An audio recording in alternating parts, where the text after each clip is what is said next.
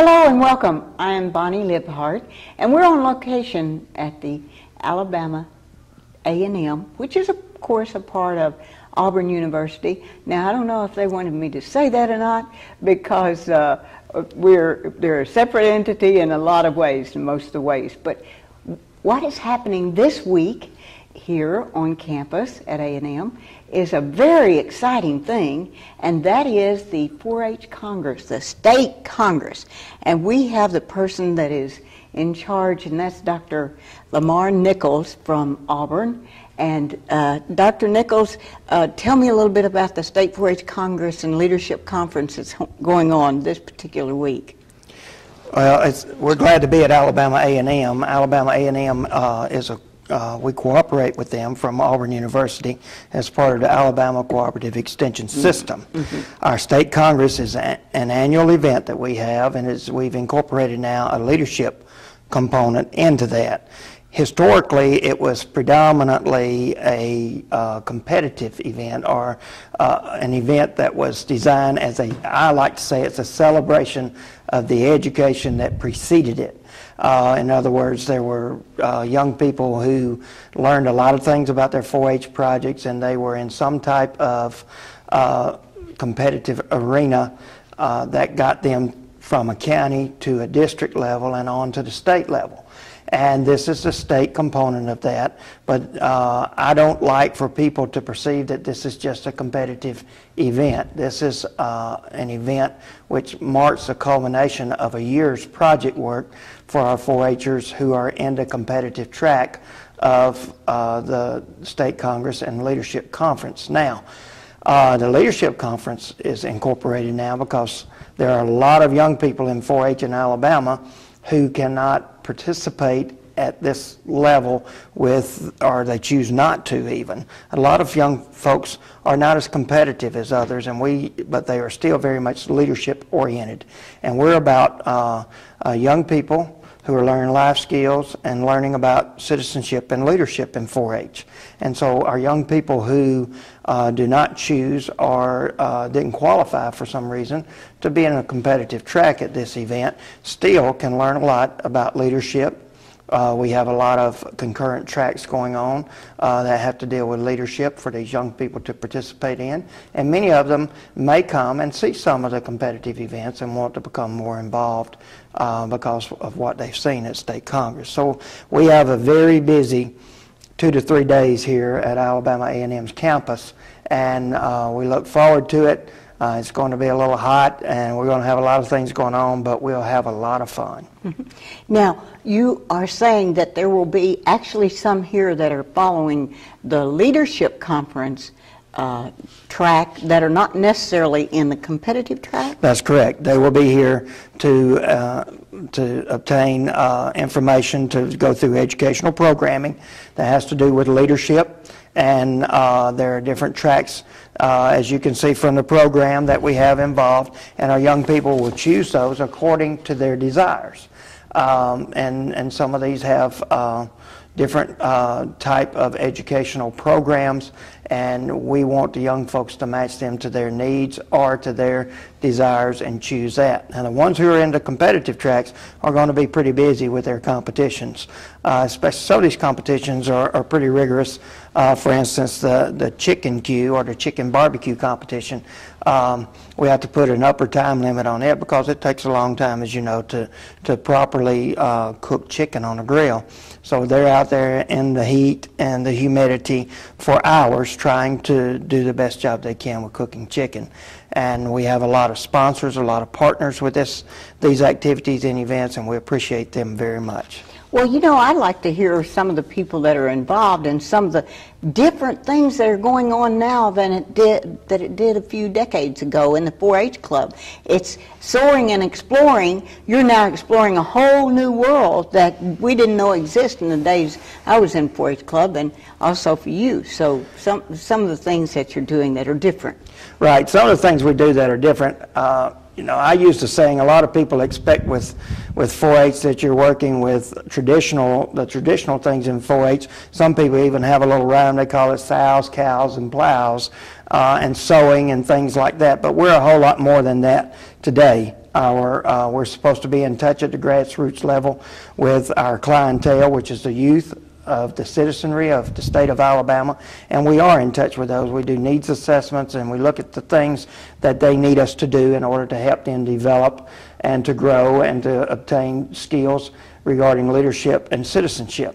Some of the newer things that you may be surprised that we are doing is we work a lot with science and technology. We have some groups who are working with global positioning systems, things like that. And to connect that to our heritage and our base a little bit, we have we're going to be looking at some farming in space programming before too long, and that's real interesting. We do a lot of work with the Space Center. Dr. Tony Cook, our specialist who works with science and technology, has a good relationship with the Space Center and is working some with NASA, and he is working at developing a space institute at Auburn University now. So that's one of the newer areas. Another area we do a lot of work, Mr. Chuck Hill and Dr. Molly Gregg, our specialists on staff there at Auburn, they do a lot of work with the military programs, and we do work with around on the basis, but we also have an initiative lately, and Alabama is one of the pilot states with this in the nation because of the number of deployed people we have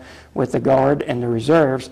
We do work with 4-H programming targeted at the young people who are children of our deployed soldiers over in the Middle East, and that's a great program that we're doing. They have very unique needs.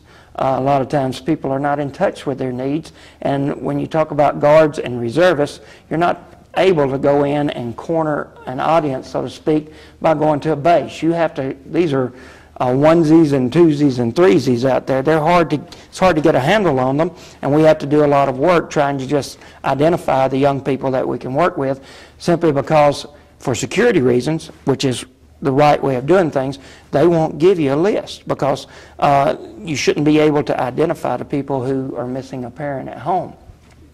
So that's one of our newer programs that we're working with a lot, and that's going to have some tremendous benefits, I think. Some other things we do traditionally, of course, we do the livestock projects, the horse projects, the family and consumer science projects. We have a new project that's going into working with the school teachers around the state called Junior Master Gardener Program. And it's a great program for our young people to get involved with gardening. And we have a young man named Shane Harris who works out of Tallapoosa County, and he is doing a great job as the state coordinator for that program. He's training teachers all over the state, and they're going to present this program as a school enrichment program to their students in elementary school, and they'll become a junior master gardener. And you've probably heard about the Master Gardener program through the county agents around the state. This is aimed at the younger audience. That is so exciting. Now, how did you get involved? I know you have some of the original things, the bicycle safety and the photography and some of those things that we had, in addition to the sewing and cooking and breads exhibit. And I love the fact that you're having chicken queue, because they need to learn how to do that too. Right. These skills are skills that any young person can take with them and use them throughout life, and they all relate back to teamwork, dedication, discipline, responsibility, ability to communicate, ability to get along with others, caring. Those kinds of things are all the life skills that we work with across the board in 4-H, regardless of the project area.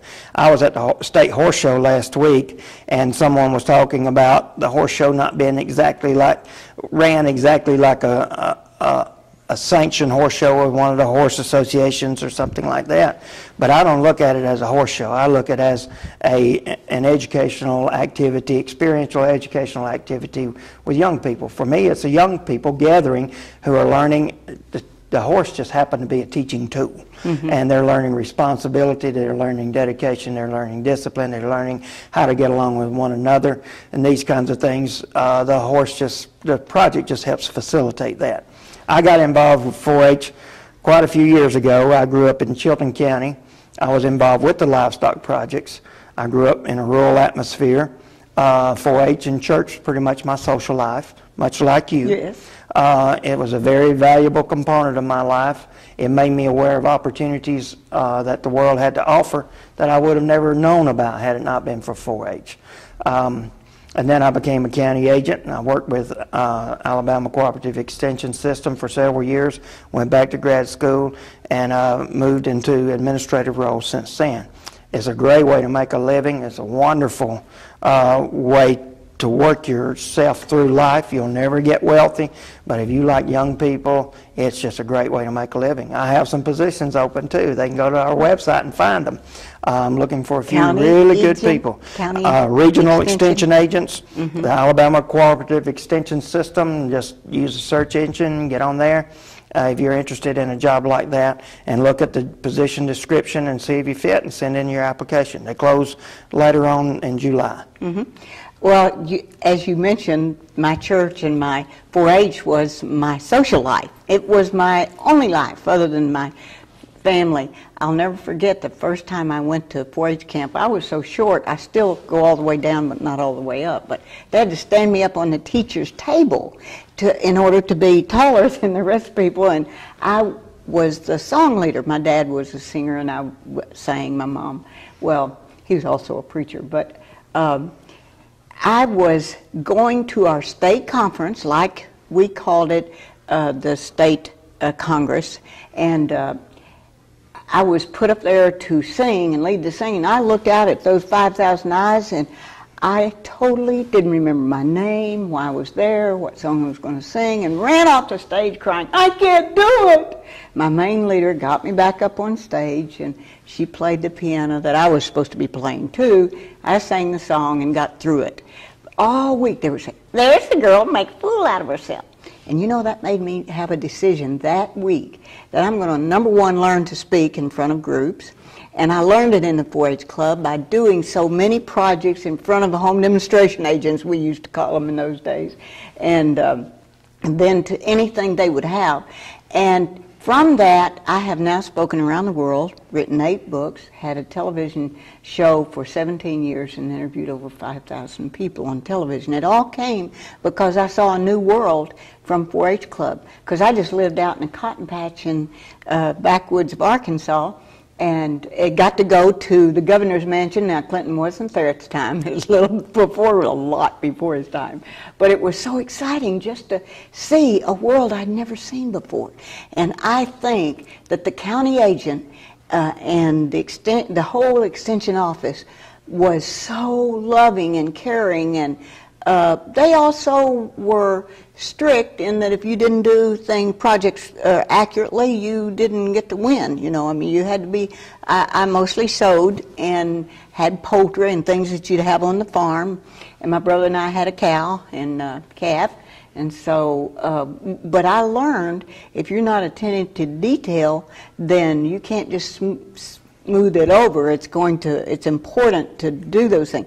I learned discipline, commitment, determination, and I will forever be indebted to the 4-H Club and what it did in my life, and all the people that were around me. That back in the olden days, then they put the county champion and boy and girl on a calendar, right. And so I don't know if they're still doing such a thing as that, but it was. I think I still have the calendar. I know I have pictures from those times, but I think the 4-H Club is one of the greatest projects. In my doctorate, I did how television, internet, and video games interfere with the relationship between parent and child. And so I worked with 24 congressmen in Washington, D.C. In this whole project, which Clinton had, they had allotted $200 million for getting. Why are so many youth going into drugs and all these different things? And they found out that the arsenic hours from 3:30 to 6:30, when children are home alone, if they had no activities to do, then they did activities that they could find, which were not things like the 4-H Club.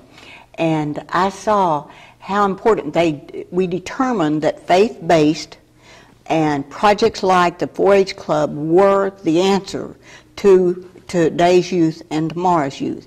To have something to do, the latchkey kids that do not have things to do. And so the more we could get people involved in 4-H Club, I mean, look, you've got automotive driving, bicycle safety, bread, chicken queue, dairy food demonstration, egg demonstration, electric energy, lawn tractor driving, photography, and as you mentioned, these high-tech that they're all interested in. I mean, ask a 5-year-old. I just could go on. And I wanted to tell some of the people that are involved in the, I know Anthony Pinkston was one of your co-chairmen. He's co-chair, and Dr. Edna Coleman from here at A&M, she's wonderful. she's co-chair, and they've worked together and done a great job, put the whole thing together.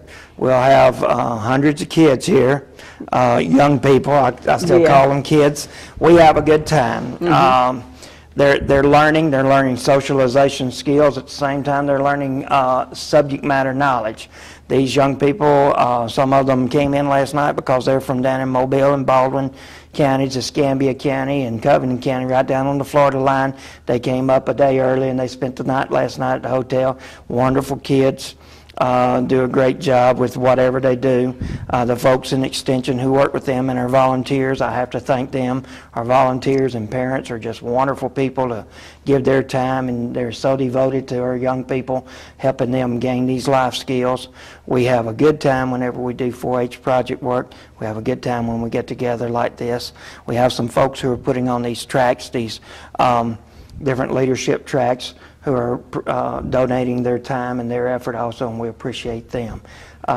Anytime we can get our good volunteers, if you would like to volunteer with 4-H, all you have to do is contact the cooperative extension system at the county level in the county in which you live in Alabama. We can find a way to use your skills and your knowledge. We need a lot of volunteers. We're going to start working on that a lot.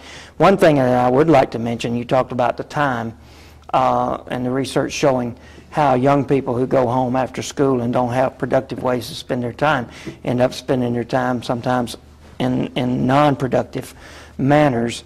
We also are working a lot with after-school programs. Wonderful. And doing 4-H programming after school in that particular audience. Every day last year in Alabama, between the times of 3 and 6 o'clock, there would be 108,000 kids in an after-school program. That's a great way to tap into an audience and provide experiential learning opportunities. And the research also shows that they shouldn't be doing academic education at that point in time. They need to be doing kid things. Yeah. And that's experiential learning. 4-H is a perfect fit. And so we're working in that audience too. And Dr. Bob Drakeford on the special staff works with that and is doing a good job with that. We have also have a lot of natural resource programming. We have a wonderful 4-H center down on Lay Lake. Oh, it is so beautiful. Yes, Alabama Power Company. My granddaughter went there. It's just excellent. Alabama Power Company provides that space for us down there, and we have a wonderful working relationship with them and many other donors from across the state, and that's a wonderful facility.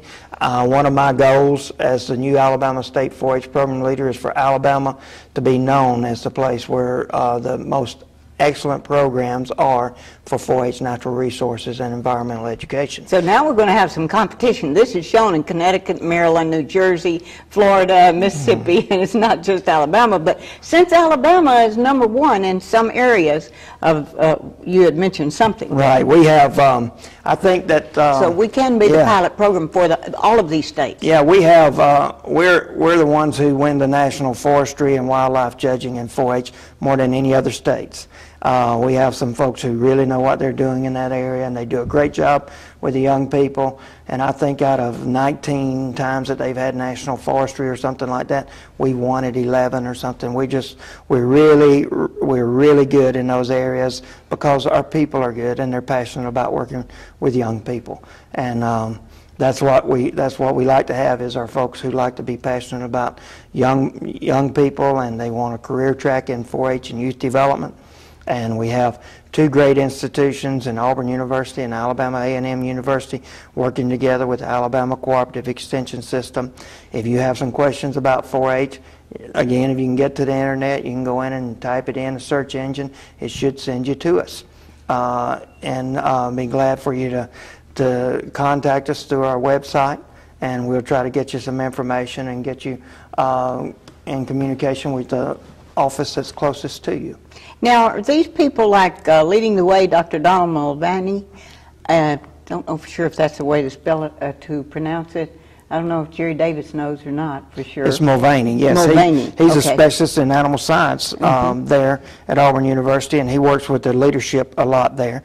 And Exploring Your Future, Dr. Carol Centrallo. Dr. Carol Centrallo is a family program specialist there at Auburn University, does a great job. She focuses a lot on workforce preparation and financial management, entrepreneurship, those kind of things with young people. Oh, and it's so important for them to see that 85% of the new jobs come from entrepreneurs and very small businesses. Small business drives the U.S. economy. That's right. That's the research that we've shown. I see some other workshops, Dr. Walter Harris, Operation Military, and Tyrone Smith and Yvonne Thomas. Tell me a little bit about that. They were on a team that we sent to out west to get some training specifically in the military programming. What that's for is to try to provide some training for young people to be sensitive to the special needs of their peers who have a parent deployed overseas. We don't think about that unless it impacts us personally. But these young people who are all, life's just charging along, and all of a sudden they have a parent deployed for 6 months or a year to the Middle East in a very dangerous environment, it changes their lives. And so they have some special needs all of a sudden. They have to grow up very rapidly. I've talked to some of these young people. They're actually taking on the role of the parent who is missing. They're taking care of their siblings. Some of them are writing are paying the bills, the household bills, as far as writing the checks, keeping up with the budget, these kinds of things. These are teenagers.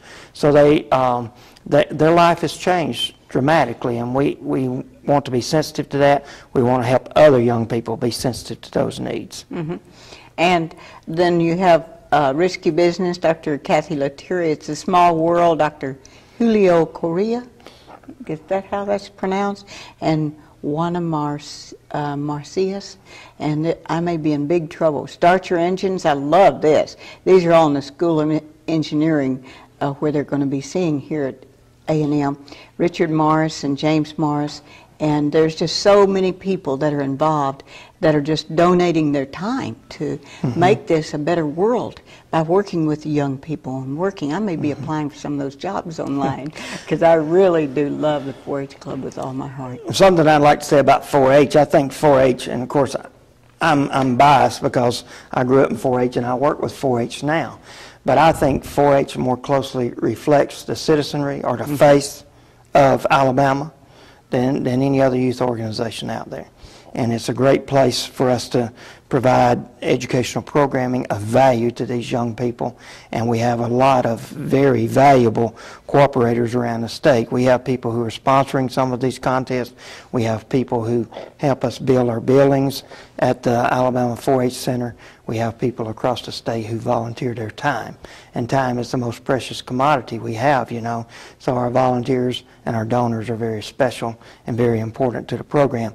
They never will know the impact that they have on young people's lives. We keep trying to measure that, but you know, a young person, we can measure the impact that certain management practices have on a corn crop or a cotton crop or something like this from an agricultural perspective, which we do in extension work, but it's very difficult to measure the longitudinal value across time that 4-H has, how much it has impacted lives, because you'll never know that, because you know, I'm 50 years old and it's still impacting my life. Mine and will too. Forever.